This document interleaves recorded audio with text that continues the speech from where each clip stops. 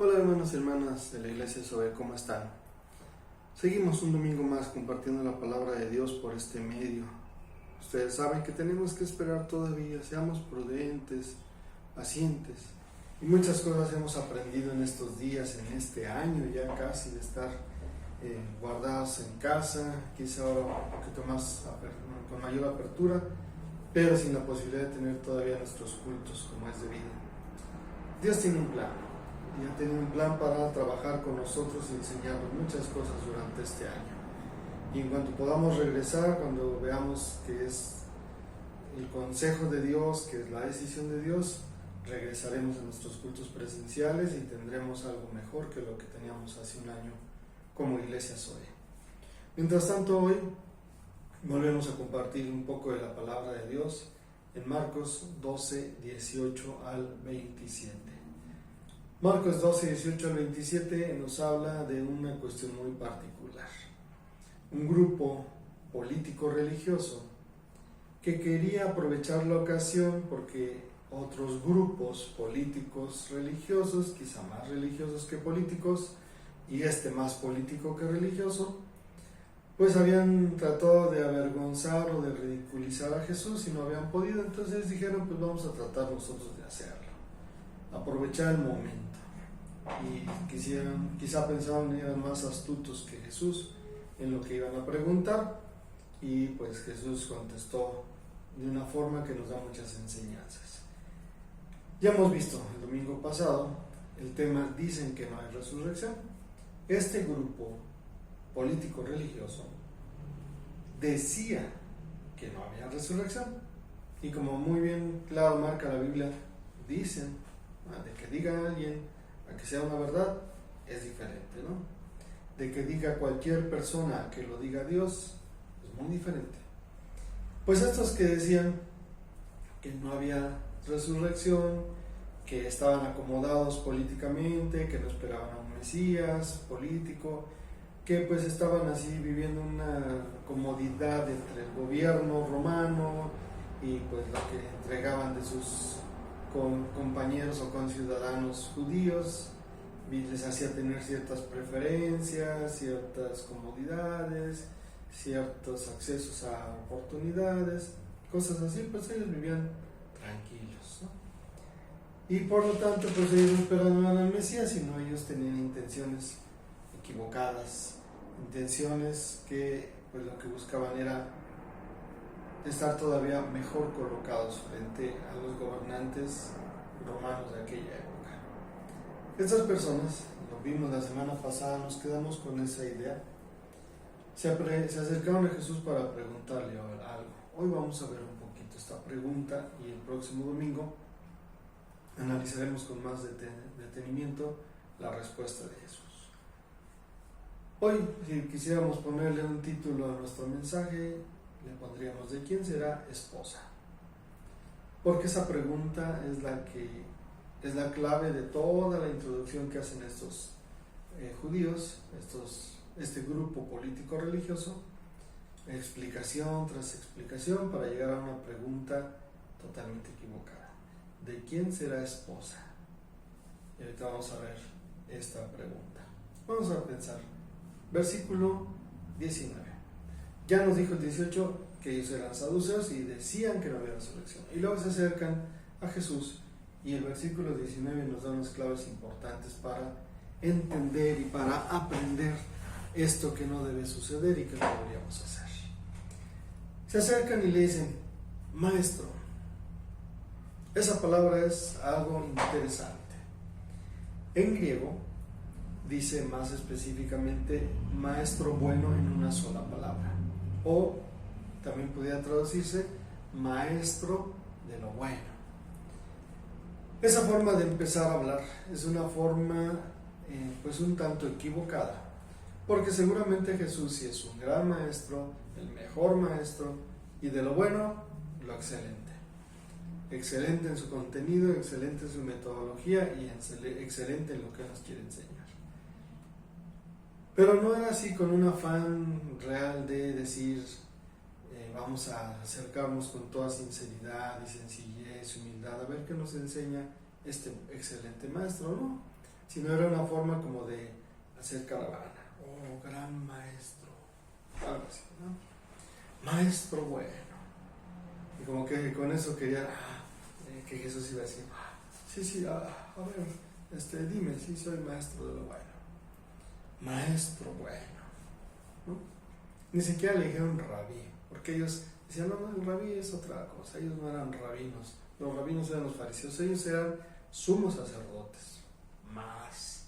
Ellos eran dirigentes del Sanedrín, más que cualquier rabino, ¿no? Ellos, además de conocer la palabra de Dios, estaban políticamente bien acomodados con los gobernantes romanos. Pues estas personas le dicen a Jesús, maestro, bueno, ahí empiezan los problemas. Y ahí empiezan las situaciones en donde no debemos caer y en donde nosotros tenemos mucho que aprender. Acuérdense, hemos trabajado mucho aquí en la iglesia Zoe. Seguramente sí hay orden, seguramente sí hay estructura, sí hay gobierno, sí hay autoridad, pero ser cristiano no es religiosidad, sino una relación verdadera, sincera y profunda con Jesucristo. Claro, hay todo lo demás, no estamos en contra de eso, solo estamos hablando de qué es lo mejor y de cómo acomodar toda esa estructura, orden, disciplina, autoridad en una relación correcta. Entonces, no te acerques a Jesús y no veas a Jesús como alguien al que le tienes que hacer caravanas. Oh, sí. No, eso no espera. Y eso no le gusta. Y cuando tú llegas así, es de esas ocasiones de, pues ¿qué quieres? No. De que cuando no eres atento ni amable y te acercas y, sí, no, mi gran amigo y mi gran compañero, excelentísimo. Órale, pues ¿qué me vas a pedir? ¿Qué quieres? ¿No? A eso se refiere aquí. Esas personas estaban haciendo caravanas, estaban usando la diplomacia, pero de una forma negativa, aunque muy formal y irreverente y cortésmente hablando, ¿no? Y luego utilizan otra segunda cosa, según la ley, y hasta utilizan la ley de Dios, hasta utilizan la palabra de Dios para argumentar todo lo que ellos querían argumentar y ponerle su trampita a Jesús. ¿Cuántas veces no hemos escuchado cosas de este tipo, visto cosas de este tipo o aún experimentado ataques de este tipo? Una supuesta espiritualidad, un supuesto conocer profundo de la palabra de Dios, ¿no? Dice aquí, el versículo 19, voy a estar viendo un poquito mi pantalla para ver el versículo que tengo aquí en la computadora. Moisés nos escribió. Y eso habla de que ellos estaban apelando a escritos muy importantes para ellos en su cultura, en su ideología, en su forma de pensar. Cuando alguien quería explicar algo, citaban la palabra de Dios, la Tanaj, el Antiguo Testamento, que nosotros le llamamos así, pero en realidad ellos le llaman Tanaj, y citaban comentarios o autoridades. Y citar a grandes rabinos era importantísimo, ¿no? Pero era más importantísimo citar directamente a los que escribieron la palabra para hacer referencia a yo estoy directito, ni siquiera estoy con los grandes maestros, yo directito a la palabra de Dios. Moisés nos escribió según la ley, apariencia espiritual. Señor, según Moisés nos escribió, como aquellos que dicen, no, es que yo no quiero ofender a los demás, es que la Biblia dice que yo no sea hipócrita, entonces yo digo las cosas como son, aunque se lastimen las personas, cosas de ese tipo. Aquí estaban hablando igual estas personas, una apariencia espiritual. Y entonces empiezan ellos a decir, a ver, Moisés nos dijo que si un hermano de alguien muriese, un hombre, y pues se quedara su esposa viuda, y su esposa viuda no tuviera hijos, según lo que escribió Moisés, el hermano menor, en posibilidad de casarse, debería tomarla como esposa y tener hijos con ella. Y entonces, pues de esta forma, hacer que continuara el nombre de este hijo. Quizá todavía no había tanto los apellidos, o eran medio patronímicos, como se dicen ahora. Por ejemplo, yo me apellido Ramírez y podría significar hijo de Ramiro, ¿no? Algo así. Y en aquel tiempo, pues ellos hablaban de hijo de fulanito. Me llamo tal y soy hijo de. Y el ser hijo de era lo que marcaba una gran fuerza y una gran influencia, ¿no? Y era como que mi identificación, soy un hijo de. Y era identificarse con esa persona que te procreó porque era alguien importante, ¿no? Entonces dijeron, bueno, si no tiene un hijo y muere, debe el hijo menor tomar a la esposa y pues casarse con ella y darle un hijo a nombre del hermano que murió. Y hay otras cuestiones que vamos a analizar. De repente, cuando me puse a estudiar esto a fondo, no me satisfacía algo y seguí investigando y seguí pidiéndole a Dios me ayudara y entendí después las cosas. Pero eso lo vamos a ver más profundamente el próximo domingo. Aquí nos vamos a meter a las actitudes equivocadas. Hicieron una argumentación forzada. A ver, aquí dice la Biblia, si hay una persona que fallece y no tiene hijo, esa persona pues tiene que casarse con su hermano para tener un hijo. Y esa persona dice, bueno, hubo uno que no tuvo hijo, murió, se casó con el hermano menor. ¿Y qué crees? El segundo tampoco tuvo hijo y se murió. Entonces la señora se casó con el tercero. ¿Y qué creen que pasó? El tercero también se murió y no tuvo hijos. Y entonces la viuda tuvo que casarse con el cuarto hermano. ¿Y después qué creen que pasó? También se murió. Y sin hijos. 4. ¿Y entonces qué creen? Bueno, pues con 4 ya parecía el quinto. No hay quinto malo. Bueno, pues que se case con el quinto.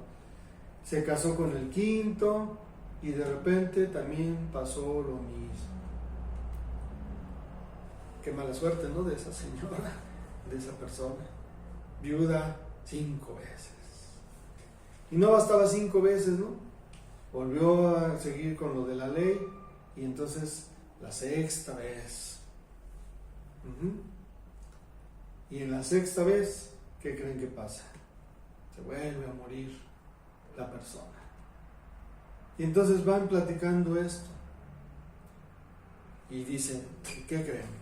Para acabarla de amolar, dice, bueno, el 7º hijo, ¿qué pasa con el 7º hijo?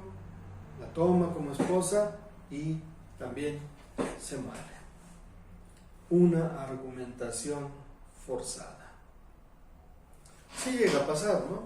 Hay una historia en la Biblia donde nos habla que una mujer judía tenía 3 hijos, se mueren sus 3 hijos y sus nueras se quedan pues sin saber qué, ella misma muere su esposo, se queda ella viuda, sus nueras viudas y 2 se regresan con sus familiares porque pues no había otra que hacer y una más dice pues me quedo contigo para seguir perteneciendo a tu familia, a tu pueblo y todo esto, ¿no? Ya sabemos después que se usa una de estas leyes que ellos estaban apelando de una forma diferente.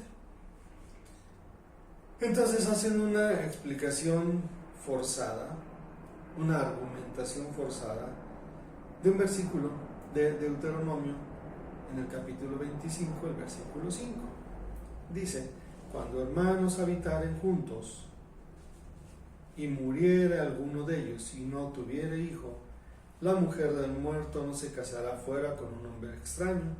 Su cuñado se llegará a ella y la tomará por su mujer y hará con ella parentesco.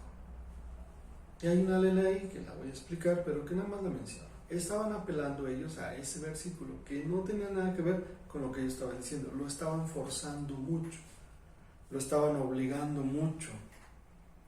Decíamos la vez pasada, ¿no? De acertijos que hacen las personas. Este era un acertijo, sí, muy buscadito, porque les he comentado que en la cultura en la explicación de la palabra de Dios en la cultura judía de aquellos años era vergüenza y honor, ¿no? Era lo que buscaban ellos, desafío y una respuesta equivocada para pues tener ellos en vergüenza al otro y ellos recibir mucho honor.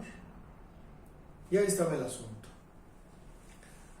Dice entonces aquí, pues todos la tomaron por esposa, ninguno tuvo hijos con ella, murió también el séptimo hijo. Entonces es donde les digo que vienen algunas situaciones interesantes. Esta argumentación y esta explicación elaborada era porque en realidad lo que estaban haciendo era confundir mucho la palabra de Dios. La palabra era bien clara: si se muere uno y no tiene hijo, pues el hermano menor tiene que honrar a su hermano mayor casándose con la viuda, por situaciones especiales de aquellos tiempos. Es una ley para una cultura muy especial de protección a la mujer en aquellos tiempos. Después la voy a explicar. Aquí me quiero centrar en esos errores de acercarnos a Dios. Había una sociedad, dice un comentarista sociólogo, fundada en honor y vergüenza. Mientras más avergonzabas al otro, más honor tenías tú. Lo practicaban los rabinos. Mientras más ridiculizabas al otro rabino, eras el mejor rabino. Ese era el mejor rabino, no el que enseñaba mejor la palabra de Dios, no, el que mejor ridiculizaba al otro rabino era el mejor rabino. Y aquí viene una preguntita de esas, ¿no? Acuérdense que la pregunta anterior era: Señor, ¿es lícito dar impuestos? Y que dice Jesús: a ver, traigan una moneda. Aquí está, ¿quién tiene aquí? A César. Pues muy fácil, darle a César lo que es de César y a Dios lo que es de Dios. No pudieron hacer lo mismo. Ellos creían que Jesús iba a decir: no, miren, ¿qué? Dale a César lo que es de César y a Dios lo que es de Dios. Punto. Y aquí venía algo también de este tipo. Mira que, bueno, es que había una mujer y un esposo, y otro esposo, y 7, muy elaborada, porque estaban poniéndole una trampita para hacerlo quedar en ridículo y ellos ser declarados lo mejor. Avergonzar al otro le daba mucho honor. El desafío era suave, era así como que: mira, mi gran maestro, muy amable, muy diplomático, cosas así. Hay veces que en las iglesias algunos hermanos, no importa la edad, me hablan de tú. ¿Qué pasó, Hugo? ¿Cómo estás? Y pues a mí no me preocupa, al contrario, me siento mejor que me hablen de tú. Pero de repente alguna vez esa persona se acerca conmigo: oiga, pastor, órale, ¿por qué me hablas de tú? ¿Algo malo quieres conmigo? No, ¿cómo crees? Que yo creo que... No, esas son las cosas a las que me refiero. Era un desafío suave, diplomático, amable, pero en el fondo era esperando que tuvieras la respuesta o la actitud equivocada para avergonzarte. Eso era lo que se vivía. Respuesta equivocada me decía a mí que yo hablé amablemente, yo no te hablé mal, yo no te grité, yo no te dije cosas malas, yo te hablé muy respetuosamente, me dirigí a ti de la mejor forma posible, con toda tranquilidad, con toda calma. Pero en el fondo, ¿qué venía? Ahí estaba la situación.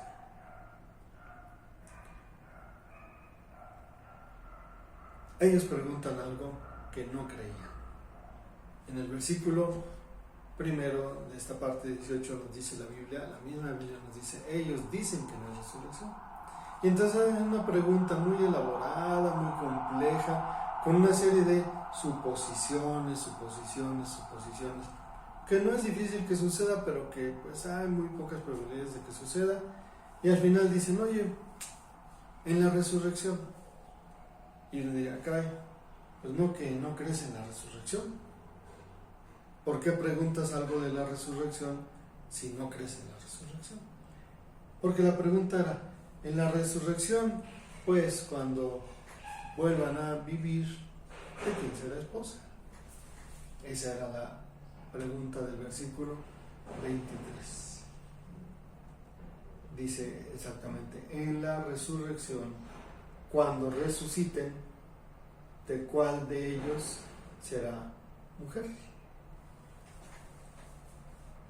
Y es algo que tenían que entender bien claro ellos, y que como no entendían bien la palabra de Dios, porque no permitían que el Espíritu Santo los guiara, sino eran simplemente reflexiones humanas lejos de la voluntad de Dios, no la habían entendido, usaban lo que el otro creía para confundirlo, porque ellos no creían en la resurrección y estaban bien seguros de que no creían en la resurrección, y decían, si él cree en la resurrección, esta respuesta no la va a responder. Como la que les dije la otra vez, Dios puede hacer una piedra tan grande que no la pudiera cargar. Qué tontería de pregunta, ¿no? Y por siglos la han estudiado algunos. Cuando conoces al Dios verdadero que sustenta este universo y que creó este universo y que está más allá del universo, sosteniéndolo y cuidando que todo esté perfectamente en orden, tú dices, sí, lógica esa pregunta, es absurda y es sin sentido. Lo mismo que esta. Jesús tenía una gran promesa, la resurrección. ¿Cómo se le llama a Jesús? Primogénito entre los que han resucitado para vida eterna. ¿Cuál es la esperanza del cristianismo? La resurrección. ¿Cuál es la esperanza de creer en Jesucristo? ¿A qué vino Jesucristo a morir en esa cruz? A proveernos de vida eterna en la resurrección. Y preguntan cosas que no se tienen que preguntar. ¿De quién será esposa? Pregunta engañosa, aparente conocimiento profundo, pero una enseñanza totalmente equivocada. Piénsale bien. Si tú eres maestro, pastor, predicador, conferencista de la palabra de Dios, piensa bien que estás enseñando. Y si eres un miembro, analiza bien también todas estas enseñanzas. Piensa en todo lo que hemos platicado y evalúa qué hay enseñanza para ti en este día con esto que estamos leyendo. ¿De quién será esposa? Pues la respuesta está en la misma pregunta, y esa pregunta ni debería hacerse. Próximo domingo vamos a ver la explicación de la respuesta de Jesús. Mientras, quédate pensando, ¿qué me enseña a mí esto? Esta actitud equivocada, ¿qué me enseña a mí? Dios te bendiga.